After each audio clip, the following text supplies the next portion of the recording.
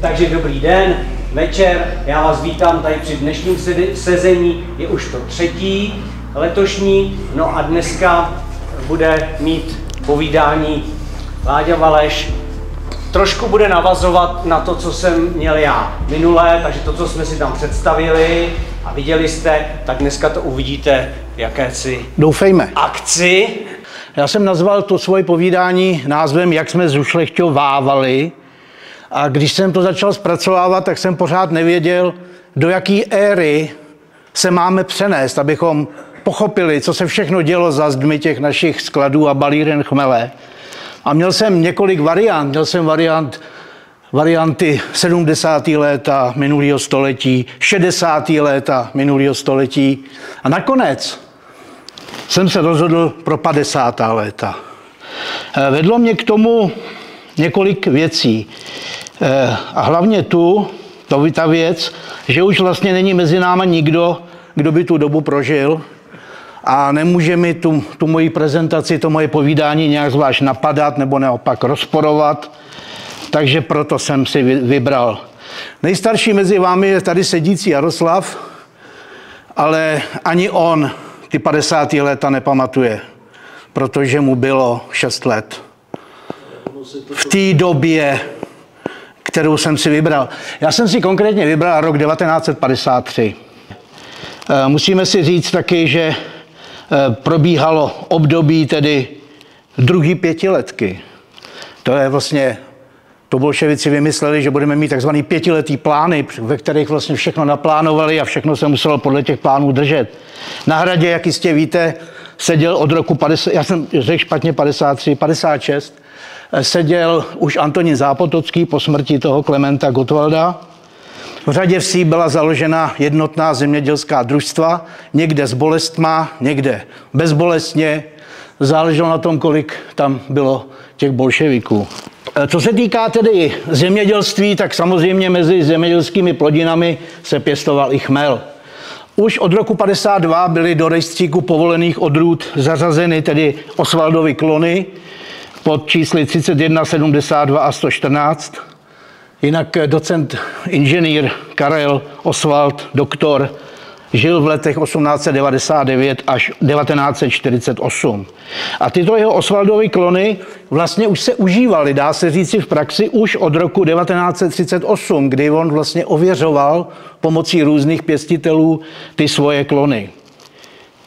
No, tehdejší ministr zemědělství Vratislav Krutina v té době tvrdil, že chmel je mezi našimi technickými plodinami ten nejdůležitější. No bodeď by ne, že jo. Chmel a obchod s ním znamenal opravdu devizi a ty ta vládnoucí strana samozřejmě potřebovala. Tak. My jsme v roce 56 měli sklizňovou plochu, kterou vidíte na té obrazovce.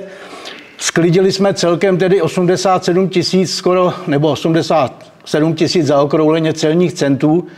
Abyste viděli, co byl celní cent v té době, tak to byla váhová jednotka, která znamenala 50 kg. Takže jsme dosáhli tedy celkem 4300 tun, což nebylo mnoho. Musíme si taky říct, že tahle sklizeň patřila mezi nejnižší v těch 50. letech. Například v roce 59 to už bylo 130 000 celních centů, tedy 6,5 tisíce tun. Chmel byl pěstován už na chmelnicových konstrukcích, které samozřejmě nahradili teda to pěstování chmele na tyčích nebo na tyčkách. A chmel rostl v takzvaných úzkých sponech. Já jsem vybral tady ten slide hlavně z toho důvodu, abyste viděli ten úzký spon. Ten úzký spon byl vlastně v té době nejvíc používaný na rozměrech 150 x 150 cm. To znamenalo 150 cm mezi rostlinami a 150 cm mezi řadami chmele. Tenhle spon byl dostatečný pro tyto mechanizační prostředky, to znamená pro ty malotraktory. V té době se u nás nejvíc používaly samozřejmě tzv. Holdry, čili to byla německá firma, která dodávala svoje malotraktory, ale už se objevovaly i malý zetory v té době, v těch 50. letech. No a další zajímavostí je, že co se týká česacích strojů, tak se pořád ještě používaly anglické stroje značky Brav, které měly několik tedy typů. Tohle je například typ Brav B a už v tom roce 56 začali v Agrostroji v Prostějově připravovat první zkušební prototyp českého česacího stroje. Tenhle ten česací stroj byl uveden do provozu až v roce 59 pod názvem ČH1. Obsluhovalo ho asi 30 lidí a nahradil zhruba 160 česáčů. A za jednu směnu mohl zpracovat chmel až z 1 hektaru. Tak, zajímavost roku. To je on, ten ČH1. Omlouvám se za nekvalitní snímek, ale prostě lepší jsem nenašel. V té době česačky se stavěly prostě pouze na zpevněné ploše, většinou na betonové, a ještě se pořád neoplášťovaly těmi ocelovými kolonami. Nespornou zajímavostí taky toho roku 56, že v té době bylo na úrovni okresu a možná i kraje rozhodnuto o zřízení Chmelařského muzea v Žatci. Tenkrát se uvažovalo, že by se udělalo v prostorách takzvané Staré pošty, což je teda ten nárožní dům vedle chmelničky. A tam mělo vzniknout tedy opravdu Chmelařský muzeum. Vidíte, jak dlouho trvalo až toho roku 97, jo? Než se to udělalo. A zase za to patří teda dík 2 osobám, o kterých se samozřejmě ještě bych rád zmínil na konci. No, samozřejmě v té době taky existovalo v Žatci několik chmelařských organizací. Velmi důležitá byla stanice pro pěstování chmele, která sídlila teda v dnešních prostorách toho budovy mechanizace, kde dřív byly ty železárny a drátovny Telatko, tak tam tedy sídlila teda ta stanice pro pěstování chmele. Dále tady byl výzkumný ústav chmelařský, který byl velmi důležitý. Ten vedl od roku 1950 Karel Frank a jeho zástupcem pro vědeckou práci byl inženýr v té době Lubomír Wendt. No a ten právě v roce 56 se stal jeho ředitelem. A celý ten výzkumný ústav chmelařský byl převeden do přímé správy Československé akademie zemědělských věd. Sídlo ústavu bylo v tehdejší Leninově ulici, já jsem si teda ten barák nevyfotil, ale je to ten dům nárožní Lva Tolstýho a Leninova, dneska studentská, kde má ten Vietnamec tu prodejnu potravin. Tam bylo sídlo toho ústavu. Jinak ten ústav zasahoval ještě do toho vedlejšího statku, jo, který vede jakoby směrem ke gymnáziu. A součástí toho ústavu byla vědecká rada, ve které byl mimo jiné taky významná osobnost doktor Ctibor Blatný. A já myslím, že i tady musí být jasně řečeno, už jsme se toho dotkli několikrát, že ten chmelařský výzkum a jeho pracovníci se v té době opravdu významně podíleli na řešení důležitých a významných úkolů v tom chmelařství. Samozřejmě v několika oblastech, určitě v oblasti komplexní mechanizace, protože ty 50. léta vlastně startovaly tu éru nasazení teda té komplexní mechanizace, nejenom těch traktorů, ale vlastně mechanizace opravdu komplexní, která řešila úplně všechno.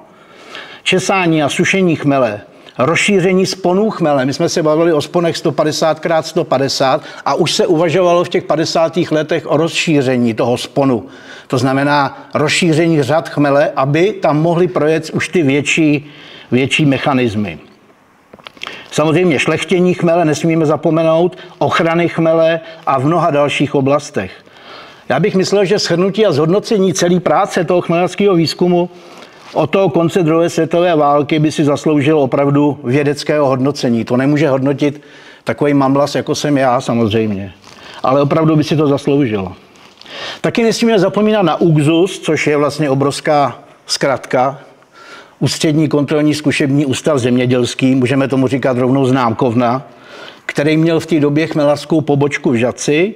A tak kromě známkování chmele, čímž byla pověřena, tak ještě se zabývala i analýzou půdních vzorků. No a dále byl v Žatci výkupní sklad chmele Národní podnik. Ten v té těžké době nahradil původní družstvo pěstitelů chmele z roku 1952, ale jenom na chvíli, protože už v roce 1958 se změnil na výkupní podnik chmele. A nakonec v roce 1960 tyhle paskvily, dá se říct, zanikly a byly nahrazeny Národním podnikem chmelařství. Vůbec ta historie toho chmelařství je taky velmi zajímavá od těch 50. let. No a co se týká tedy výkupního skladu chmele, který nás dneska bude zajímat, tak ten sídlil ve Chmelové ulici. Chmelová ulice je ulice v Žatci, že je to tohleto. Čili zkrátka z Nerudova náměstí, jakoby zadem. No a jinak na této mapce jsou taky znázorněný teda sklady a balírny chmele. Musíme říct, že ten podnik, který sídlil v té Chmelové ulici, ale vlastně sídlil v objektu, který má tam číslo 1, doufám, že na to všichni vidíte. Je to vlastně nejdelší sklad chmele a balírna v Žatci zatím. A tam teda sídlil v přízemí teda pan inženýr, nebo ne inženýr, ale myslím, že nebyl inženýr, Jaroslave, Josef Šnajdár? Ne. Nebyl. Tak tam sídlil Josef Šnajdár, což byl vlastně on měl funkci hlavní inženýr podniku VSH, čili výkupního skladu chmele. No a ten výkupní sklad zahrnoval další objekty, které nás dneska budou zajímat. To znamená, zabíral ty objekty, kde byly tyhle ty sklady a balírny chmele. V Žatci bylo celkem 24 na té mapce, tam ten 24. jako není vidět.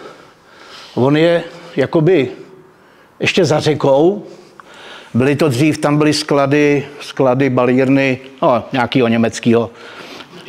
Děkuju, Wordingera, ano. A taky je zajímavý na té mapce, že tam jsou ještě šrafovaně znázorněný další objekty a tyhle vlastně byly taky využívány, ale k jiným účelům. Většinou byly využívány třeba k nějakým skladovacím prostorům, dokonce v některých z nich byly léčivé rostliny. A ten výkupní sklad chmele usiloval o to, aby co nejvíc těchto objektů bylo přiřazeno k tomu výkupnímu skladu chmele. Občas se stávalo, že si teda tyhle objekty teda taky pronajímali ten výkupní sklad chmele, když se třeba urodilo více chmele. Musíme taky říct, že to vlastně byly objekty, které samozřejmě byly postaveny dávno před 50 lety a jak dostali ty svoje čísla, tak postupně začaly zanikat i ty jména těch bývalých majitelů a nebo řekněme provozovatelů.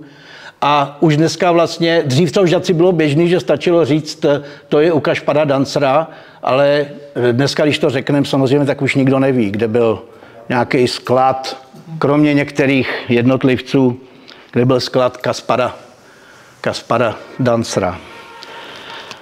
Tak, ty osudy a příběhy, které se vztahují k těmto skladům a balírnám chmele, jsou taky hodny dalšího zaznamenání. Ale hlavně musí být podrobeny dalšímu výzkumu. To je práce opravdu pro několik let, abychom tohleto všechno zdokumentovali. Tyhle ty sklady, jejich bohatou a někdy pohnutou historii. My jsme vždycky usilovali o to, když jsme zpracovávali tu nominační dokumentaci a scházeli jsme se v té řídící skupině, aby vzniklo v Žatci takzvané dokumentační středisko, který by se tím mohlo zabývat, tady tou historií. Ale i když jeho založení toho dokumentačního střediska je částečně, tedy myslím, zahrnuto v management plánu toho našeho zapsaného statku, tak zatím se nic neděje s jeho zřízením.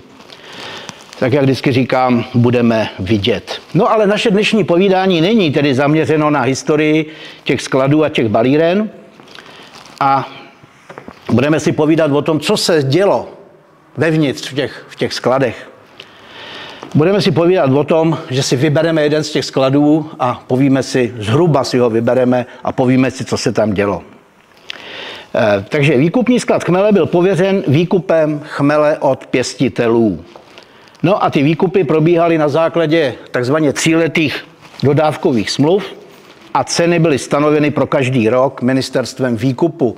Mimochodem pod to ministerstvo výkupu patřil ten výkupní sklad chmele v té době. Pro ten výkup a pro vlastně všechny věci kolem nákupu a výkupu platila československá státní norma. Číslo, to vám nebudu ani říkat, stejně to zapomenete. Nebo chcete to někdo slyšet? Dobře, 46 25 10 a taky platila samozřejmě vyhláška ministerstva výkupu o té dodávce a výkupu. Před vlastním bych řekl, nákupem chmele musela být každoročně stanoveny typové vzorky pro jednotlivé jakostní třídy toho chmele. Toho se teda účastnila speciální, bych řekl, skupina a bylo to v kompetenci zase státní inspekce pro jakost zemědělských výrobků. Ten fungoval už od roku 1953, tady ta státní inspekce. A ty vždycky ustanovovali k těm typovým vzorkům speciální poradní sbor, který byl složen z vybraných odborníků. Jak se dívám na Jaroslava, on tam určitě najde spousta zajímavých lidí. Tam jsou hlavně Moraváci, ten bílej pán s tou bílou hlavou, to je Jaroslave. Mikuláš Klapal. Za ním je, myslím, Valášek je tam, myslím. Nebo jeho syn. No. Na kraji je Kroužek, to byl ústřední náměstek jakostní inspekce z Prahy. No, vidíte. Tady dopředu je Jána Rybka, tam Míša Barna, jak se kouká na nás, vedle něj sedlák z JRD Ostrov na Slovensku. Ano. Vidíš, Jaroslave, jak tě tady potřebujeme. Tak, v tom sboru teda, jak jsme slyšeli, byli chmelaři, výzkumníci, pivovarníci, zástupci Koospolu, samozřejmě, který byl vlastně určen pro ten zahraniční obchod. A pro ten vlastní výběr bylo zajištěno zhruba několik stovek vzorků chmele, které se odebíraly z jednotlivých partií u různých pěstitelů. Jo? A k tomu vlastnímu výběru většinou docházelo na počátku září. Snažili se, aby samozřejmě v té době už ten chmel byl připraven pro ty typové vzorky. A chmel byl zařazován podle těch znaků jakosti, které byly uvedeny v té normě, kterou jsem vám říkal, do 6 tříd. V té době, v roce 56. 56 bych bylo 6. Ty typové vzorky potom byly zaplombovány a uloženy do archivu výkupního skladu chmele. Tady sloužily potom při oceňování z pozice těch kvalitářů, kteří zajišťovali výkup za přítomnosti těch pěstitelů. No zpátky k cestě chmelu do skladu chmele. Než se ten chmel od toho pěstitele, řádně zabalený a označený, dostal do výkupního skladu, proběhla ještě celá řada procesů. Důležitým bylo samozřejmě ten chmel řádně usušit. V té době se u nás ještě pořád sušilo na těchto komorových sušárnách. Některý měli samozřejmě ty lísky, které se vytahovaly z těch sušáren větší. Já jsem vybral tady ten slide, protože mi připadal, že je hodně starý. Doufám, že je z 50. let. A bylo velmi důležitý samozřejmě, aby byl ten chmel správně usušen. Sušení v té době opravdu probíhalo na těch komorových sušárnách a ten chmel usušený byl skladován na sýpkách. Potom se žokoval do jutových obalů, ty vážily různě od 50 do 70 kg. Žoky měly délku zhruba 230 až 240 cm a šířku 75. Byly to takzvané pěstitelské žoky. A ty byly pěstitelům rozvezeny s tím výkupním skladem chmele už na počátku sklizně, to znamená na počátku srpna. No a už před žokováním, to znamená před lisováním, ten chmel ze sýpky už se třídil podle těch tříd, o kterých jsme si tady říkali. A třídil se samozřejmě za účasti těch chmelařských důvěrníků, což byli speciální lidi pro každou obec, za účasti zaměstnanců známkovny a taky pracovníků toho výkupního skladu chmele. Byly odebrány vzorky z jednotlivých partií na všech tedy těch venkovských sušárnách a byly odeslány do příslušných skladů. Ono už se tenkrát vědělo, kam se z jaký sušárny, z jaký obce se ten chmel, do jakého skladu, do jakého čísla v Žatci bude vozit. No a potom obdržel každý chmelařský důvěrník v té konkrétní obci tedy podrobné informace o tom, kam bude ten chmel odesílán. A byl zpracován i časový plán toho výkupu. A ten byl zpracován pro všechny pěstitelské obce a s ohledem na tu kapacitu a bych řekl charakter těch jednotlivých skladů, které byly v Žatci. Musíme si taky uvědomit, že to sušení chmele, jeho skladování na těch sýpkách a žokování byla vlastně poslední fáze těch pěstitelských opatření. To znamená těch, kde mohl ten pěstitel nějak tu jakost toho chmele nějakým způsobem tedy udržet. A byla to taky, musíme říct, že hlavně tam šlo o tu jakost toho chmele. A takhle to bylo až do té vlastní dodávky do toho výkupního skladu. No a když jsme u té kapacity, tak ten výkupní sklad vlastně chmele měl v té době v Žatci v tom roce 56 k dispozici prostory asi pro uskladnění maximálně 100 000 celních centů chmele, tedy zhruba 5 000 tun. No a dá se říct, že rok tedy 56 krásně vyšel, ale například už v roce předchozím, v roce 55, ta sklizeň dosáhla 120 000 celních centů a musely být tedy už zajištěny přechodné odlehčovací sklady u jednotlivých JZD a státních statků. Tak zpátky k cestě chmele do skladu. S každou dodávkou tedy musel dovozce předložit ve výkupním skladu určenému skladníkovi vážní listy, dodací listy s uvedením jakosti chmele. Žoky musely být opatřeny prozatímní visačkou, kterou vidíme tady na tom slajdu. Na tom byly uvedeny teda ty pěstitelská obec, rok vypěstování, číslo dodávky. Bylo to vlastně označení o původu chmele. Taky byl samozřejmě žok opatřen příslušnými plombami. No a vlastní dovoz chmele do skladu probíhal různě. Dokonce v té době i pomocí koňských potahů. Tady vidíme vlastně snímek toho, dá se říct, mezi těmi sklady, které tam byly označeny číslem 1 a číslem 2. Ten sklad vpravo, nebo ta budova vpravo, to je budova známkovny na Chmelařském náměstí a za ní vlastně jsou speciální sklady chmele.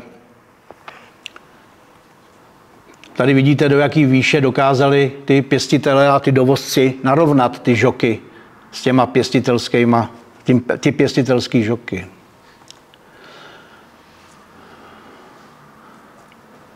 Tady je taky vidět, proč v některý ty byly v různých výškách. Tady je přesně tedy ten vlevo budova, která není vidět, tak tam vlastně bylo to sídlo toho výkupního skladu chmele. Tady si taky zapamatujte ty vozíky, které tady držejí ty lidi. To jsou speciální vozíky, které patřily mezi běžné vybavení každého skladu a balírny chmele. Chmel, teda, který se dovezl do výkupního skladu, se znova zvážil, překontroloval se podle dodacího listu a pokud se vyskytly nějaké rozdíly, tak ten chmel se musel převážit a už za účasti teda zase kontrolora známkovny. Žok se v délce asi 20 cm rozpáral, odebral se vzorek dodaného chmele a kontrolovala se jeho jakost. A zda se shoduje s dříve dodaným vzorkem. Také se zjišťovala vlhkost toho chmele. Vyšší vlhkost, než připouštěla ta platná norma, to znamená vyšší než 13%, znamenala váhovou srážku, která se pak projevila při tom stanovení té výkupní ceny. A dá se říci, že pokud tam byla vlhkost vyšší než 16%, musel být chmel na náklad toho pěstitele v té balírně a ve skladu přesušen. No a v ten den dodání chmele dostal ten pěstitel zároveň i pozvání k tomu ocenění chmele. To znamená, že se dostavil do sídla toho výkupu a tam docházelo k tomu, že se stanovila cena za jeho dodaný chmel. To se dělo většinou, tady to vidíte, jak se některý tváří veselé, to jsou teda ty kvalitáři a některý se tváří smutně a to jsou ty pěstitele.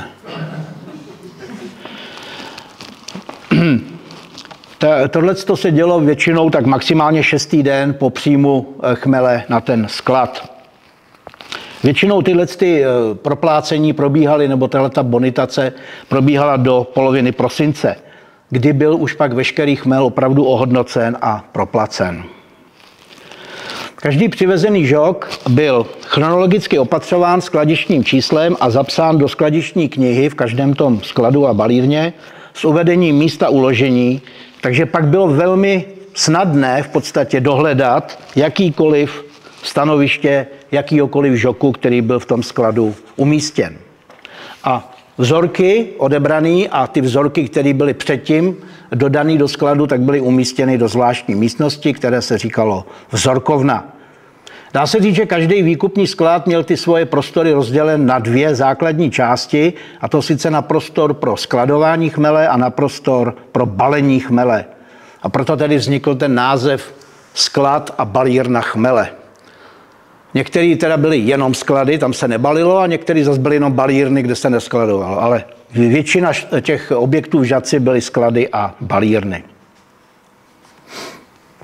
Ten dovezený chmel byl tedy dopraven do těch skladovacích prostor, kde čekal na svou úpravu. K vertikálnímu posunu nebo k dopravě se používal ještě v tom roce 56 opravdu tento speciální stroj.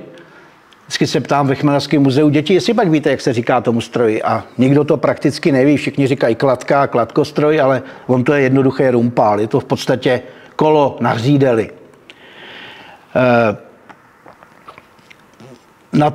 Na tom hřídeli teda vidíte namotán provaz, který vlastně procházel všemi patry toho skladu a na něm byl přivěšen ten žok a vytahoval se právě pomocí toho kola, který byl zase omotaný tím bych řekl, jak bych to nazval, manipulačním lanem, asi by se dalo říct. Za to tahal tedy dělník určený k té manipulaci, k té vertikální dopravě. Další možností bylo, tohleto byly teda doprava uvnitř skladu, takhle vidíte ten žok, jak se vytahoval krásně. A krásně na tomhle slajdu jsou vidět ty ochrany v té podlaze, jak ty provazy procházejí tou podlahou, aby se netřepily, tak se tam z tvrdého dřeva dělaly takové speciální kroužky. A další možností byla vertikální doprava vně toho skladu, kdy vlastně v tom nároží, kde vidíte ty 3 okna nad sebou, tak na konci nahoře je kladka a tam už se teda používalo motorového navijáku, který vytahoval ty jednotlivý žoky z toho povozu, který nacouval až k těm vratům, vytahoval do toho posledního patra. Žoky s chmelem se ukládaly do řad, mezi nimi byla úzká ulička, aby byl přístup k tomu žoku ze všech stran, ze 2 stran tedy, a uprostřed pak toho vždycky byla široká ulička nebo širší, kde se mohly potkat i ty 2 manipulační vozíky, které jsme viděli, protijedoucí proti sobě, protože někdy, když se nakládalo, tak tam byl opravdu frmol. Ve skladištích se kontrolovala teplota toho chmele v tom skladišti. To znamená, kontrolovala se pomocí speciálních teploměrů, který vlastně tvořily železné jehly, zvaný žengle, ty měřily zhruba 50 cm a zapichovaly se vždycky po 3, vždycky do 1/3 toho žoku. Vidíte, že jsou na konci opatřeny takovým kroužkem, aby se dali snadno vytáhnout. Ty se každý den vlastně vytahovaly a kontrolovala se teplota ty špice a samozřejmě, jestli to lepí. Pokud by ta jehla lepila nebo byla příliš zahřátá, znamenalo to, že se chmel začíná v žoku zahřívat. To zahřívání chmele v žoku bylo způsobeno tím většinou, že byl špatně usušen a docházelo k jeho zapaření.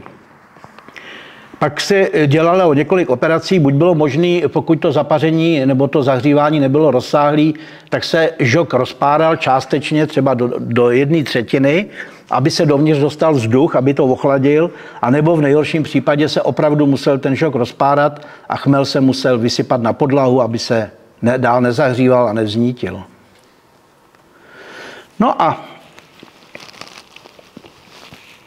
úředník známkovny, kterýho tady vidíme na tom slajdu s tou placatou čepicí, rozhodl, jaký chmel, odkud se bude ten den tedy zpracovávat, ověřil ty údaje na tom žoku, jestli není ten žok poškozen nějak, nebo jestli tam jsou všechny plomby v pořádku. A potom se žok rozpáral a začal se pracovat na tom chmelu. Vlastně začala první zušlechťovací fáze. Mohli bychom ji nazvat třídění a prosívání chmele. Žok se jednoduše rozpáral. Tady vidíme další dopravní prostředek, tedy rudl, speciálně vytvarován, aby krásně pojal tedy ten žok. No a takhle rozpáraný žok se vysypal k té prosívačce, které se taky říkalo Reiter. A tam vlastně docházelo k tomu, že se to hýbalo. Mám pro vás připraven další film, ale nepůjde spustit, tak si ho nebudeme pouštět. Vlastně taky můžeme říct, že to bylo takový jako řešeto dřevěný a krz to řešeto teda propadával ten správně načesaný chmel a ten, který nebyl správně načesán, tak vlastně pokračoval po tom řešetu, který se neustále hýbalo, pokračoval k další fázi, o které si ještě povíme. Takže dobrý chmel propadával, většinou propadával hned do další zušlechťovací fáze, která nás čeká, a to je tedy konzervace alia síření chmele. No a ten chmel, který tedy nepropadl, to je právě vidět tady na tom filmu, který ani nebudu zkoušet spouštět, tak vlastně byl dopraven na speciální přečesávací stroj. Abychom si řekli, co je to dobrý a špatný, nebo dobře a špatně načesaný chmel, platilo, že dobrý a správně načesaný chmel měl zhruba 10% hlávek s dlouhými stopkami. Pokud jich měl víc než 20%, tak už byl považován za špatně načesaný chmel. A právě tyhle ty dlouhé stopky zabraňovaly tomu propadnutí toho chmele do té sirné komory, do té další zušlechťovací fáze. Je to možný.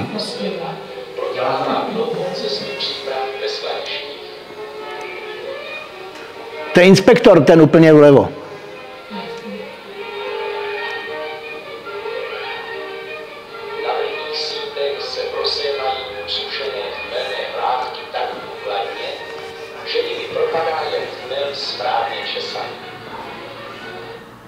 No, dřív se přečesávání chmele dělo ručně, většinou v přízemí toho skladu nebo v nějakém přilehlém objektu byly dlouhý dřevěný stoly, na který se prostě nasypal ten chmel a tam seděli ženský a přebírali, odstraňovali teda ty dlouhé stopky z toho chmele. Ruční přečesávání chmele. No a tohle je stroj, do kterého vlastně vede teda ten chmel, který byl špatně načesán s těmi dlouhými stopkami. Říkalo se mu přečesávačka a ten vlastně zbavoval velmi zajímavým způsobem teda ty hlávky těch dlouhých stopek. A potom ten přečesaný chmel zase se přidal k tomu dobře česanému chmelu a šel do té sirné komory.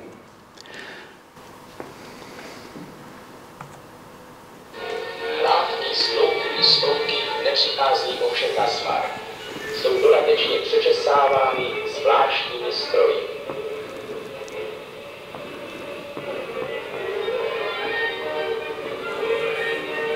Správně načesaný chmel tedy propadal do té sirné komory. My jsme se tady o tom síření už několikrát bavili, dotkli jsme se ho.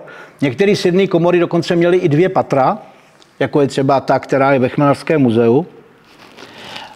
A nebo když nešli na síření, tak rovnou padali na další podlahu, na spodnější podlahu, blíže teda k těm lisům. A tím se dostáváme k další tedy zušlechťovací fázi a tou je síření a dosušování chmele. Síření a dosušování chmele je velmi složitý technologický proces, který se taky neustále zdokonaloval, zhruba od toho roku 1850, kdy se s tím začalo u nás. A musíme říct, že zároveň s tím sířením se opravdu dělo i to dosušování toho chmele. Do sirných komor se totiž vháněl ze spodu teplý a suchý vzduch o teplotě zhruba do 20 stupňů, aby nebyl moc horký. A dokonce dřív, ještě než se tohle dělo, tak se pod těmi sirnými komorami dokonce topilo. Jo. Buď se tam osazovaly kamna, nebo se tam topilo otevřenými koši, které byly naplněny koksem nebo dřevěným uhlím. To ale znamenalo, že se chmel vlastně od těch kouřových plynů získával tedy velmi nepříjemný pach, takže s tím se skončilo.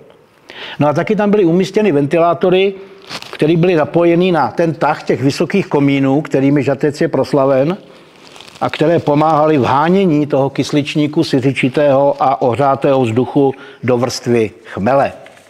Musíme říct, že síření chmele je vlastně konzervace chmele. A jak jsem říkal, o síření už jsme se tady bavili v loni, byl to Martin Beneš, částečně i ty naši komínáři, Vonka s Horáčkem, takže nebudeme mluvit teď o síření, o historii toho síření. Jenom si zopakujme tedy, že podstatou síření je působení kysličníku siřičitého, který vlastně uvolňuje se spalováním síry.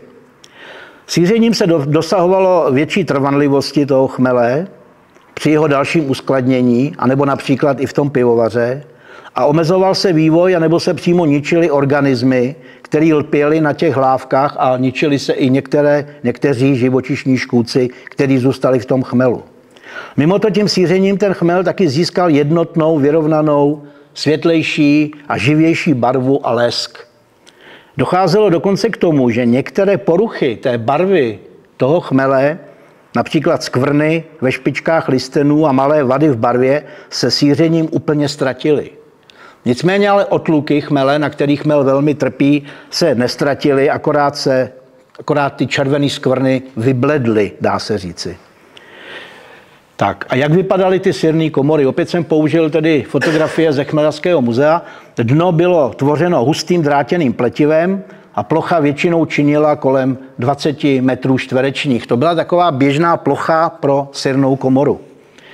Násyp do výše zhruba 1,5 metru v té sirné komoře znamenalo, že ta sirná komora pojmula zhruba 30 centů chmele, tedy 1,5 tuny. Před násypem se na dno tedy uložili koše z drátěného pletiva, v nich se chmel jednak chránil před rolením a jednak ty koše velmi pomáhaly potom při vyprazňování těch komor.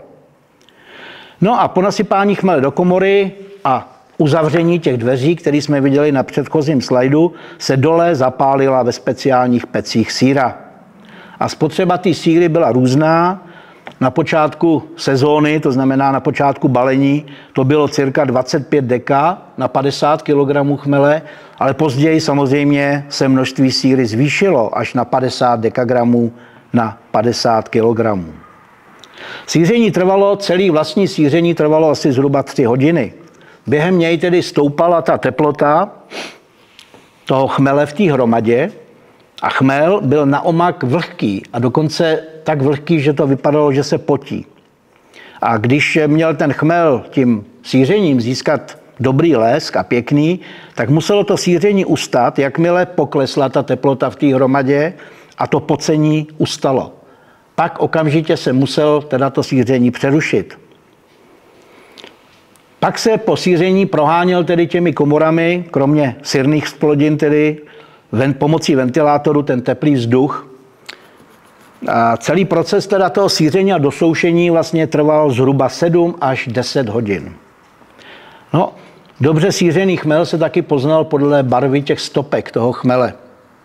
Původně červeno-hnědá barva stopky se sířením změnila na zelenou. A nemusela být zelená celá stopka, stačilo, když byla zelená jenom polovina třeba, na jedna strana té stopky. Tady jsem zase použil slide nebo fotku z Chmelařského muzea, takhle vypadaly ty ventilátory. Tenhle ten byl tedy umístěn nad sirnými komorami, to znamená, ten sloužil k tomu odtahu, ale podobné ventilátory byly i dospod, který vlastně pomáhali tomu tahu toho komína. Nakonec tedy se sirné komory otevřely a chmel se vynášel ven. Vidíte, jak se taky ty ženy, ale ten jeden pán tedy netváří příliš šťastně, ono, ať je to, jak je to, i když se to tam profutrovalo tím vzduchem, přesto teda ta síra tam musela být znát. A nebyla to asi žádná příjemná práce. A tady je hezky vidět, jak vlastně slouží ten drátěný koš, jo, k tomu vynášení. Prosířený chmel, tedy jak jste ho viděli, buď se vynášel tedy v těch koších, anebo se vyhrnoval. A nakonec se tedy uložil tady do těch lehkých obalů, lehkých beden a hned se vážil na decimálních váhách. Vůbec v té balírně a sušárně chmele bylo těch decimálních vah jako celá řada, v každém patře několik. A ten chmel se vážil jednak před lisováním, ale zároveň samozřejmě i po lisování. Pořád se tam vážilo. Decimální váha, jistě víte, co znamená. Je to váha, která váží v násobku tedy 10, takže pokud jste chtěli tedy zvážit bednu, kde mělo být 100 kg chmele, tak stačilo dát na protiváhu tedy 10 kg plus ty deka za ten obal, to znamená za tu lehkou bednu. Tak, osířený chmel se tedy hned balil a lisoval mechanickými strojovými lisy, které byly později tedy velmi krátce už vystřídány, protože tyhle ty lisy, které tady vidíme a které máme ve Chmelařském muzeu, tak jsou z roku 1901. A ty byly postupně nahrazovány hydraulickými lisy, které měly tlak až kolem 320 atmosfér. Lisováním se taky zmenšil objem toho chmele až dokonce na 1/10 původního objemu, což je, myslím, markantní jako zmenšení. Taky lisováním se taky prodlužovala tedy trvanlivost toho chmele, protože se tím lisováním vlastně vytlačil vzduch a zamezil se přístup kyslíku, vláhy a teploty a tím se vlastně zpomaloval i tím lisováním proces stárnutí chmele. Chmel se v balírně lisoval do různých obalů, lisoval se do žoků, balotů, kostek. Ty kostky byly ve tvaru krychlí nebo kvádrů. Požadavky odběratelů na tvar a váhu se neustále měnily.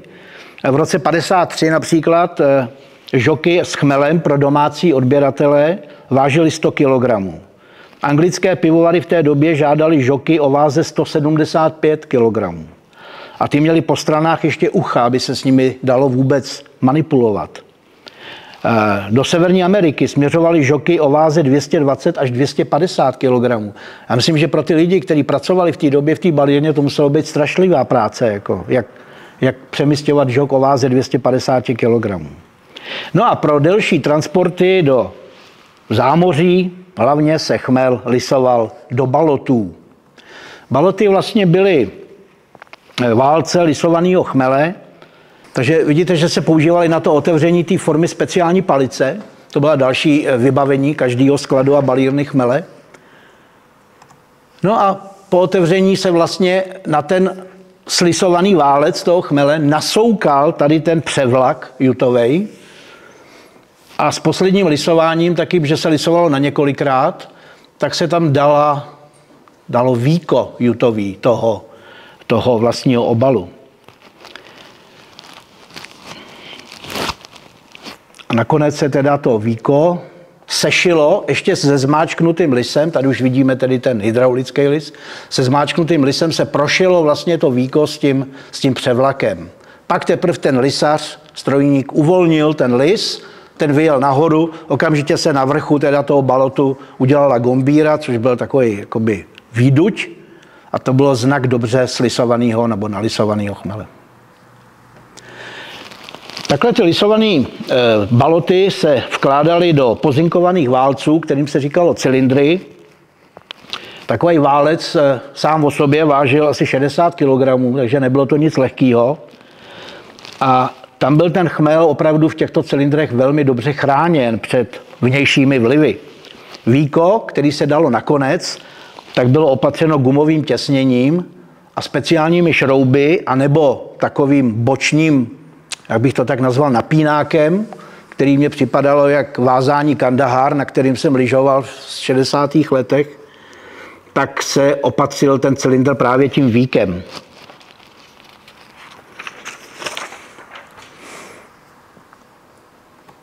Pokud se chmel lisoval do kostek, tak taky jejich váha byla různá, zase podle přání odběratelů.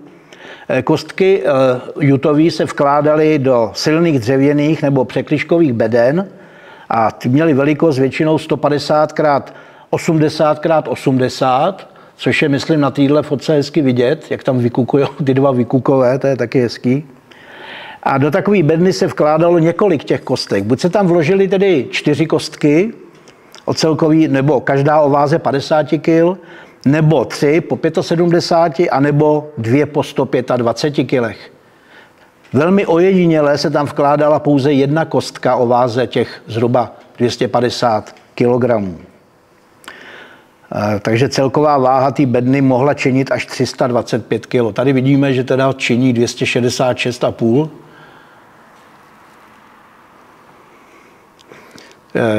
Tady vidíme ty kostky, teda, jo, které se taky lisovaly na těch 2 hřebenových lisech. No a ty bedny byly vyloženy tenkým zinkovým plechem, který navíc potom byl jak se říká, zaletován ve všech spojích, ve všech spárách, aby vlastně do toho chmelu nepronikla vnější vlhkost. No a bedny potom byly přepásány ještě buď to ocelovými pásky, anebo přímo nějakýma obručema. Veškerá manipulace s tím balením a lisováním chmele se musela provádět velice pečlivě, aby se neporušila kompaktnost hlávek, aby se ty hlávky nerozpadaly. A vlhkost hlávek, které se vkládaly do těch neprodyšných obalů, nesměla přesahovat 10%. Dále platilo zajímavé ustanovení, že při velkých mrazech se chmel nebalil ani nelisoval, protože při velkých mrazech sice chmel má rád studenou, ale zase mrazy ne, a docházelo k tomu, že se snadno rozplevil a moučka vypadávala z těch hlávek. Tvrdilo se, že nejlepší období pro lisování chmele například pro zámoří bylo někdy mezi říjnem a listopadem. Pro některé jižní státy se chmel lisoval do malých balíčků, takzvaných cihliček, o váze od 250 kg do 1 kg. Říkalo se mu taky pekařský chmel nebo balíčkovaný chmel. Ty balíčky se lisovaly ve speciální formě, pod tím lisem zhruba po 8 kusech. A tenhle ten balíčkovaný chmel, doufám, že ten slide někde najdu, se používal v pekařství, ale i v domácnostech zámořských, kde se přidával do chlebového kvásku. No a při úklidu v té balírně chmele se samozřejmě zužitkoval i všechen odpad, to znamená chmel, který tam třeba se objevil na podlahách, který se tedy na speciálním stroji, kterému se říkalo lupulínka, na speciálních sítech, tedy, který se třásly. Opět jsem použil tady fotku z našeho muzea.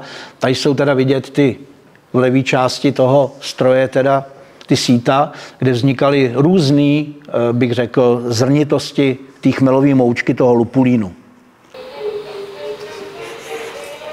Aby se zmenšil objem chmele, lisuje se na velkých strojích do žoků, balonů nebo krychlí.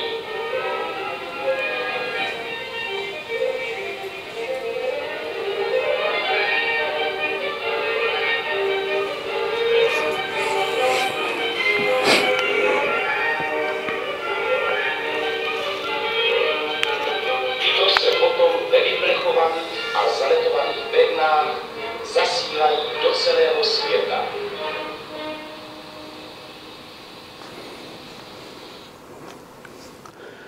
A jak tady jste přesně viděli ty čtyři kvádry, které se vkládaly do té bedny, což znamená, že každá ta kostka vážila zhruba 50 kg. K balení chmele se používala jutová tkanina. Tahle ta fotka je teda samozřejmě mladší, ale takhle nějak zhruba vypadalo teda rozměřování ty jutové tkaniny, protože samozřejmě, že ty obaly vznikaly ve skladech, kde se teda na silných mašinách tedy šily jednotlivý obaly pro jednotlivá balení.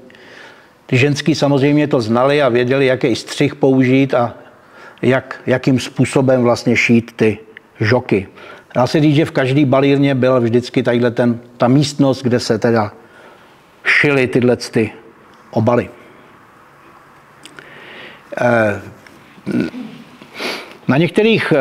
Na některé kostky byl taky, a to byl takový zlepšovák té doby, že na některé kostky, aby ušetřili právě buď to ten cylindr nebo tu bednu, tak navlíkali polyetylénový obal, to znamená jakoby igelitový, a na něj potom dali další jutový obal. Takže vlastně tam byl takový trojobal a ten polyetylen mezi těma dvouma jutama zabraňoval právě té vlhkosti. A tím vlastně ušetřili teda tu bednu. Nevím přesně, kolik takových balení, jestli jich bylo víc než 50%, nebo jestli to se jenom zkoušelo. Každopádně jsem našel takovou reportáž právě v těch našich historických časopisech, že se používal tady ten polyetylén. Celý Japonsko tak vyšlo. Takhle, jo, i v těch 50. letech. I později. No později to chápu, ale mně bylo divný, že už se používal polyetylén v roce 56. No. Tady vidíme teda některé ruční nářadí, které se používalo a některé jste i viděli. Ta palice je jasná, tou se otevíraly formy ta ostrá lopatka hned u té palice, ta sloužila k odebírání vzorků, kdy vlastně z toho slisovaného chmele se vlastně musel ten chmel odsekat, abyste se dostali k tomu vzorku. A ty kleště, ty mučící krásný, tak ty sloužily k odebírání vzorků z toho skladovaného chmele, ne z toho lisovaného. Mezi tím nářadím chybí tedy háček na chmel, který jsem chtěl vzít sebou a chtěl jsem ho nechat kolovat, protože mi ho Barbora přinesla jako dědictví po svém nějakým příbuzným.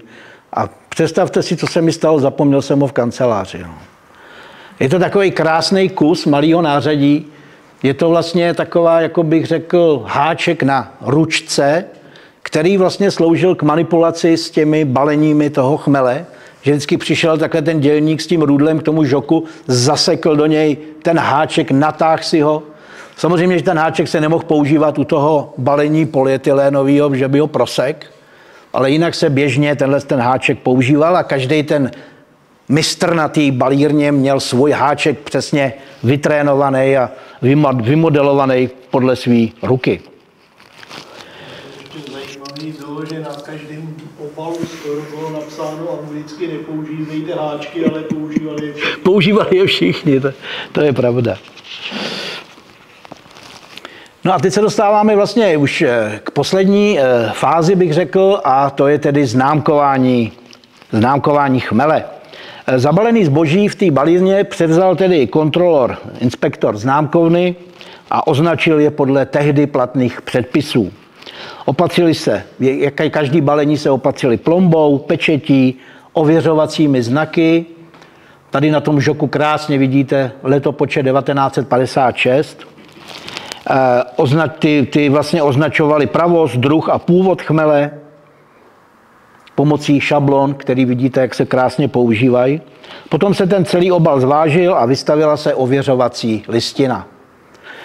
Dá se říci, že proces toho známkování přes každý to číslo, který vidíte, jak on tam používá tu pečeť, tak se dával takový ten speciální znak, který je před tou jedničkou, aby se tam nedalo už žádný číslo doplnit. Jo. To byla značka žatecký známkovny tady, tak, ta mašlička. Taky, no. Zase používání šablony. Vidíte, že barva se nanášela pomocí takového kartáče, který si vždycky namočil do té vaničky s tou barvou a přenes to na tu šablonu. Tady vidíme speciálního inspektora známkovny, on se tváří hrozně přísně, který vlastně už provádí to poslední plombování na vrchu toho obalu. Jinak musíme říct, že proces toho známkování a ověřování chmele se neustále zdokonaloval. Navíc ještě, my jsme si vybrali rok 56, ale už v roce 57 byla vydána nová vyhláška o známkování a ověřování chmele. Všechny ty manipulace ve skladu a v té balírně si musíme taky uvědomit, že se fakt prováděly vždy za přítomnosti toho inspektora té známkovny. Ať už šlo o to, že se zjistily nějaké nepravosti při výkupu nebo při první zásilce, když se chmel přesušoval, když se zapařoval, když inspektor rozhodoval, jaká partie se bude zpracovávat. A musíme taky říct, že historie známkování a ověřování, to je další taková kapitola, která vlastně by byla hodna zvláštního dílu našeho povídání. Tak až se zase budeme bavit o tom, co budeme dělat v dalších letech, pokud budeme naživu, tak bych se určitě přimlouval za historii toho známkování a ověřování původu našeho chmele. A teď je asi čas na vaše otázky. Využiju toho, chtěl jsem ještě říct teda jednu věc, jak jsem říkal, že vzpomenu tady pár jmen. Já tady píšu o tom, že fotografie jsou z archivu Chmelařského muzea, ale nebejt Jaroslava Urbana, tak by vlastně z poloviny ten archiv nebyl, protože nejvíc teda fotek, které jsou i použitý tady v té mojí prezentaci, jsem získal právě od Jaroslava Urbana, který sedí skromně v první řadě. A tak bych velmi rád mu tímto poděkoval, že jsem vlastně jeho archiv už označil archivem Chmelařského muzea. Místo, abych tam napsal archiv Chmelařského muzea získaný od Jaroslava Urbana. No a samozřejmě hodně fotek, které pochází od Václava Macha, mýho kamaráda z Postolpr, který nás teda už bohužel opustil. Tak vážení, to je opravdu z mé strany všechno a teď je čas na vaše otázky. Mě by zajímalo, jestli ty plechovky, jak se zadělávaly, jo, jestli se potom třeba vraceli zpátky. Vraceli se, no. Ale některý se vraceli, ale některý si je nechávali, ty pivovary. Normálně si je nechávali a používali je jako skladovací prostory. Já jsem takovýhle několik cylindrů našel v žateckém pivovaru, například, prázdných. Ne, bavíme se tedy o těch cylindrech, nebo čemu říkáme plechovky? Ty válce. No.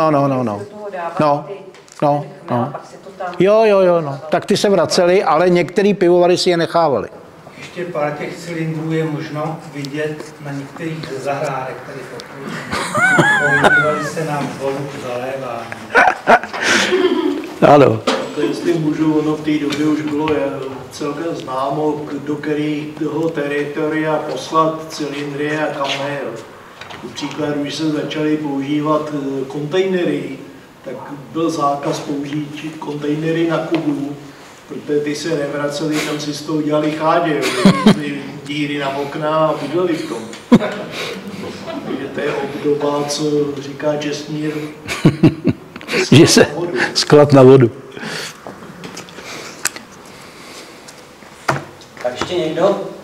Se nestýďte, já jsem vás chtěl zrovna pochválit, jak vás tady dneska hrozně přišlo. Jsou tady i tváře, které jsem tady ještě neviděl, možná minule, tak jako matně. Někteří chodí pravidelně, to se mi líbí. Pojďte kamarády svoje, se nás teď víc a víc. Takže nikdo? A já bych vás chtěl pozvat na příště, což je, jestli si to dobře pamatuju, 3.12. Budeme mít rozhovor s významnou chmelařskou osobností.